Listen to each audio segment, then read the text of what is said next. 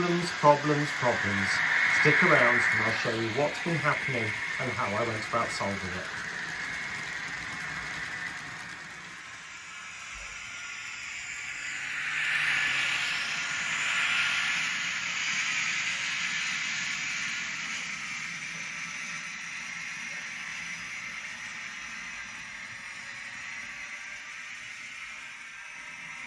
Right, just before we start this video, I just want to give a massive shout out to Susanna Joachim. She very, very kindly sent me this Next 18 decoder, which I think she bought in mistake for something else, but she said, I just thought of you and sent it. So thank you once again, I really appreciate that. And just to show you where it's going to go, you can see there is a 142 pacer there with its lights on one side not working, so that's going to go into that particular unit. And if you haven't seen Susanna's channel, please do take a look. She models in 00 and has had a number of different layouts since I've been watching.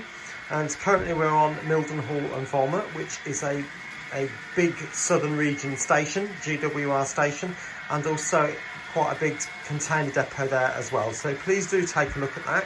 The link will be in the description below, and I'm sure you won't be disappointed. Anyway, on to the video. Good afternoon everyone and welcome back to Piccadilly. Now this video is going to be slightly different and a slight break from the station build. We'll be coming back to that in a day or so. Got a few days break now, so I'll hopefully be able to crack on with that station and get it a little bit more completed. But today, yes, I've been experiencing some problems which I've not really expressed to you very much. So here we go. The first problem is with this. Yes, many of you know that my Revolution trains Pendolinos have just been an absolute nightmare, and the latest part of it is on a particular portion of track. So I'll take you to that now and show you. Well, this is a portion of the layout which you haven't really seen for quite a while, to be honest. I came to a bit of a grinding halt with it. I'm not ever so happy with it at the moment. But I will come back to it at some point in the future. But the problem is, if I take this part out and put you down there, you'll notice there is a crossover here. And there's a point here, obviously, and another one just there. And any derailments seem to happen in this area here, on this line, and in this area here on this line. It did happen there, but it seems to be all right with that now, and I think that it was literally just pitching the track slightly, banking it a little bit, and that stopped all the issues. But what I'm going to do is to take out this crossover.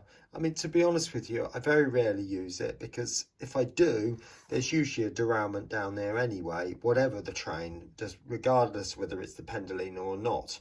But I am going to keep this point purely because this is the crossover directly from platform 14. So I really don't want to be removing that one. So this one will just continue around there, and that one will be a curve around the outside with no crossover there. Going over this side, you'll notice there is a crossover, or a junction from here going into the carriage shed, which will remain obviously, but then the other point is literally connected to the other side of that. So let's get that one out. Now, as part of that, I am going to remove this. You know, this is removable, this piece, and I am going to cut across here and then lift this section out, because I really would like it to be a lift out section. It would just make my life an awful lot more easy, and then I can put it back together in the same way as I did with the other sections of Piccadilly. Just have a couple of fish plates, slide them back and forth as I need to remove it, and then there's good connections to the next part of the track. Okay, let's get it out.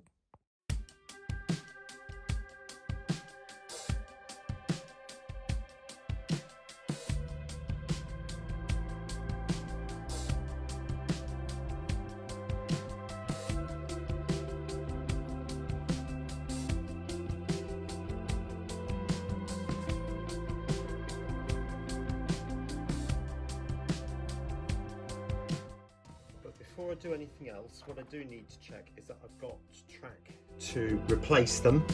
So just going to double check.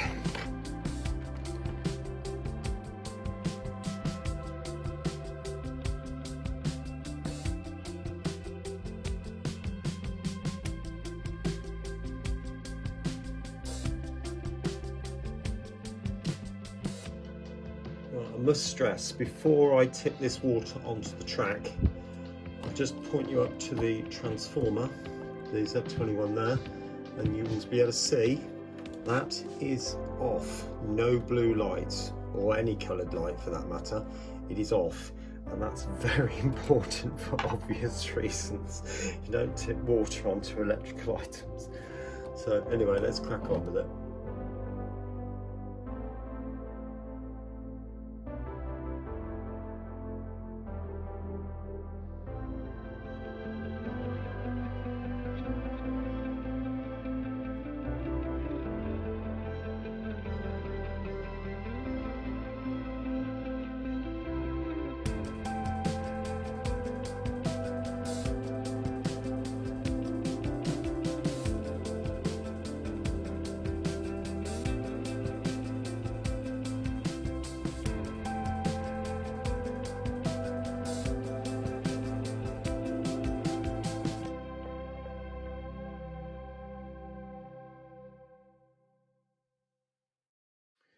Right, so I've cut that part now, and so what I'm going to do now is to mark off on the baseboard where I need to cut this piece.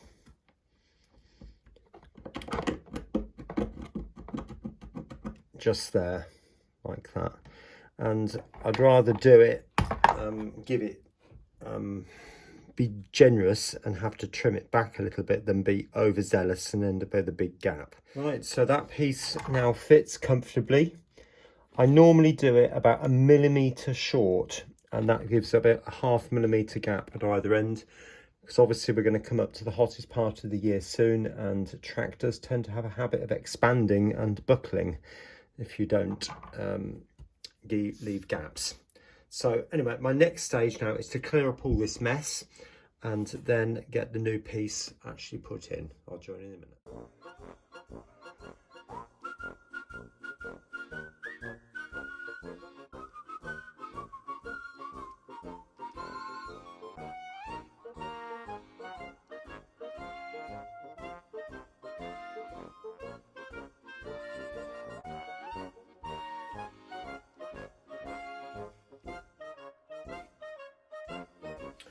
Right, there we are. There's the two new pieces of track in. Obviously they're not glued down yet, and to do that I should just get a piece of card with glue on it and literally just rub it underneath and then put weights on top of it. I don't think for that little bit I'll be banking that, not too much anyway. I might put a little bit in there, but it's quite a short section, and I don't want trains to derail because the track's not level. I think it might be easy to leave it. We'll see. But anyway, it's important you just run your fingers over the gaps just to make sure there's no lumpy bumpy bits, because obviously if there is, then the fish plates have not gone in properly. Okay, so I will get that glued down. I'm not going to ballast that bit right now. I'm just going to let it run for a little while just to see how it performs, and then ballast it at a later date. Okay.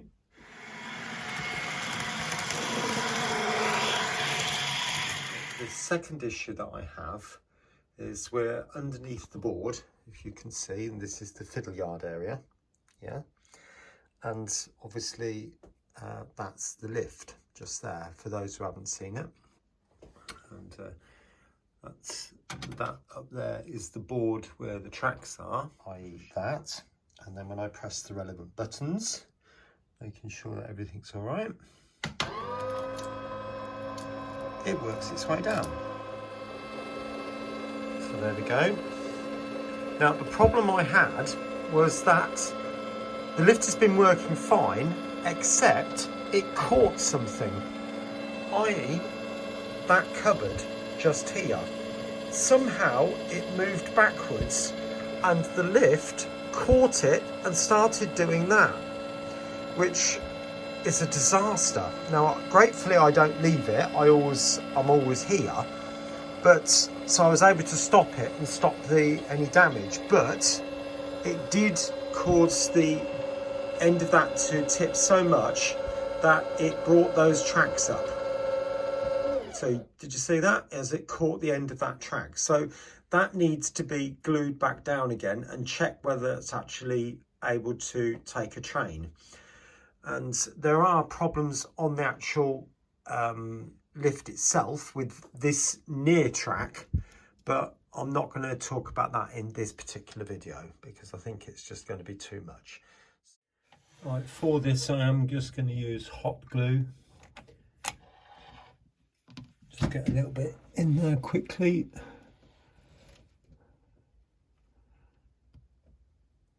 Hopefully you can see what I'm doing there. So I'm just trying to get the tracks level.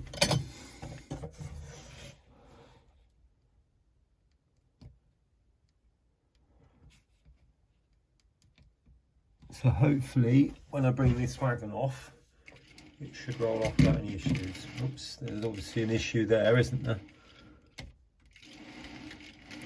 But in fairness, I did say there was. Right, it just needs to go down a bit.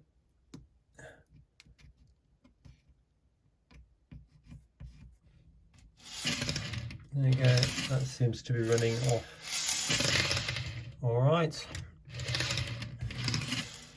And as I pointed out before, those trucks seem to go off there perfectly fine. They're derailing on this bit, I said before, but never mind. Right, and on to the final bit.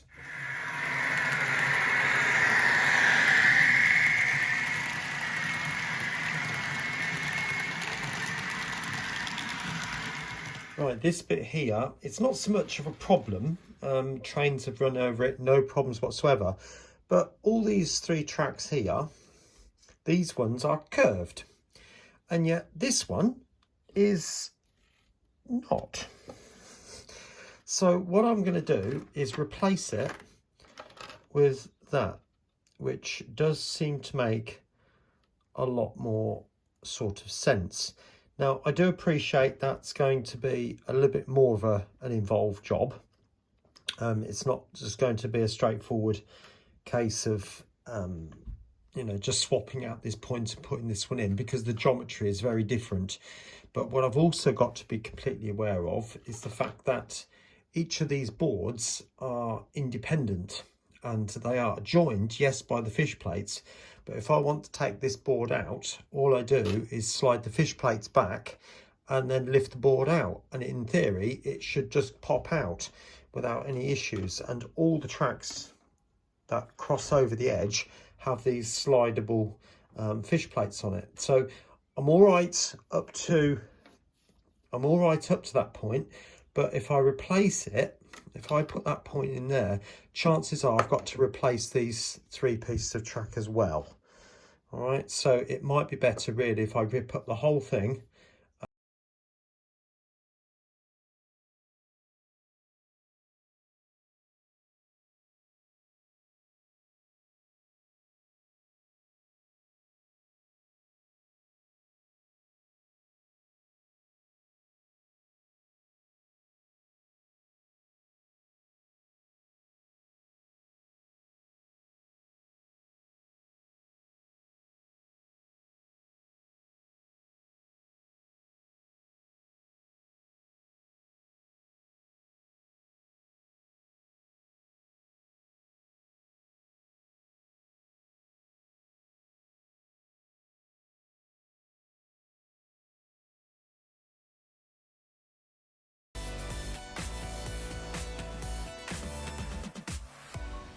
Right. And then the last thing I'm just going to do is just put those weights on the top and leave it to set. In fact, I'll put 3 on. One out, one up. Okay, I'll catch you later.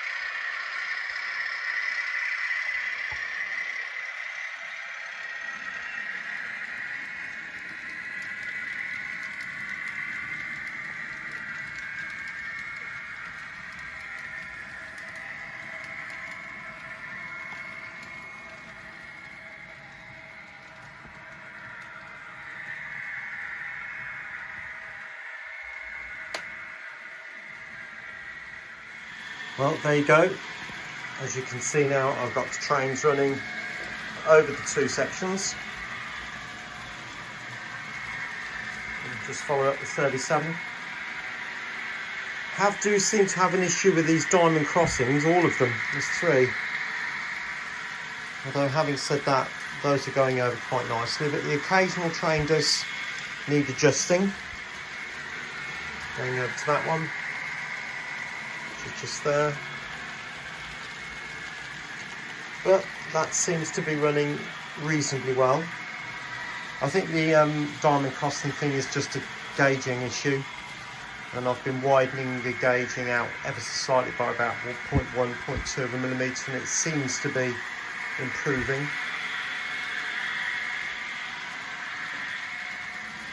I'll give you a shot of this coming down here. I've temporarily put the mill there.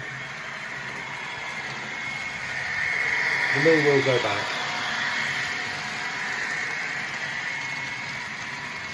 Okay, well, I hope you've enjoyed that, and seeing the, you know, we all have problems from time to time, and it's not exclusive just to the 1 or 2, we all get them. But I hope that's been of help to you, some of you, and I'll see you again very, very soon here on Piccadilly. Take care of yourself, and bye for now.